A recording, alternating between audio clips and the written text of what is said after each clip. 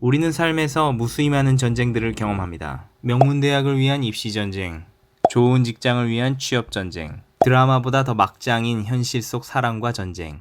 전쟁 같은 우리의 삶 속에서 영적 전쟁은 잘 치르고 계신가요? 사사기에는 오늘 우리와 비슷한 처지에 놓인 사람들이 등장합니다. 가나안 땅에 들어간 이스라엘 백성들도 특별한 전쟁을 치러야 했죠. 이름하여 거룩한 전쟁입니다. 하나님은 가나안 땅에 있는 모든 악의 세력을 몰아내길 원하셨습니다. 이스라엘 백성들은 처음엔 그럴싸하게 임무 수행을 해냈지만 시간이 지나면서 본분을 망각하고 가나안 사람들과 친구가 되고 결혼을 하고 그들의 신까지 섬기는 지경에 이릅니다.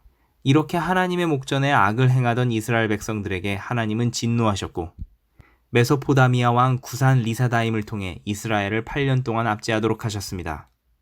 여기서 잠깐, 구산 리사다임은 별칭으로 2배로 악한 구산이란 뜻을 담고 있습니다.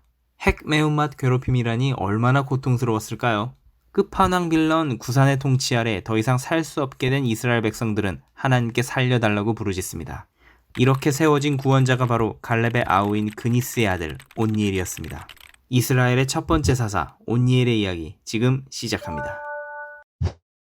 그는 출애굽 이후 광야에서 태어난 광야 2세로 애굽에서의 노예 생활과 홍해의 기적에 대해 1세대들에게 귀가 따갑도록 들었지만 그저 옛날 전래동화 같은 이야기로 여기던 평범한 사람이었습니다. 그런 그가 청년이 되었을 때 가나안 땅을 점령하는 전쟁이 시작되었죠.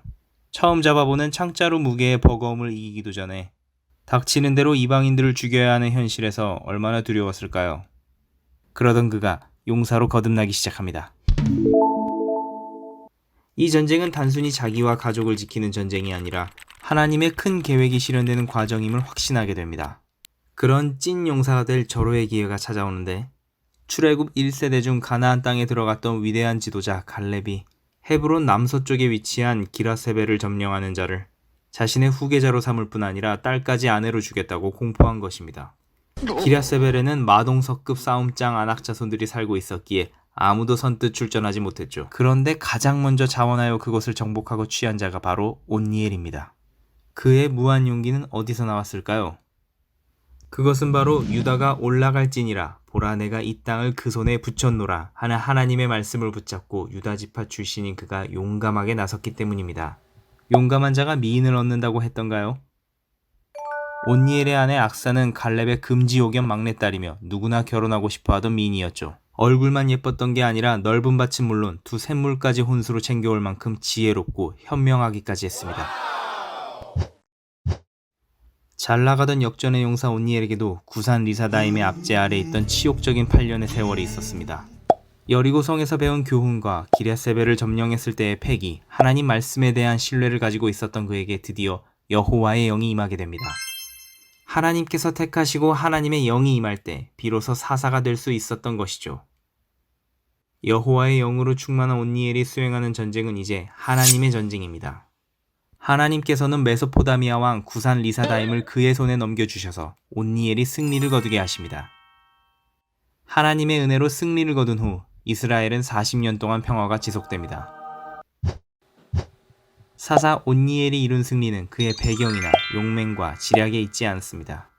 하나님의 역사를 이루기 위해서는 반드시 여호와의 영이 임해야 합니다. 여호와의 영은 히브리어로 루아흐로서 성령을 의미합니다.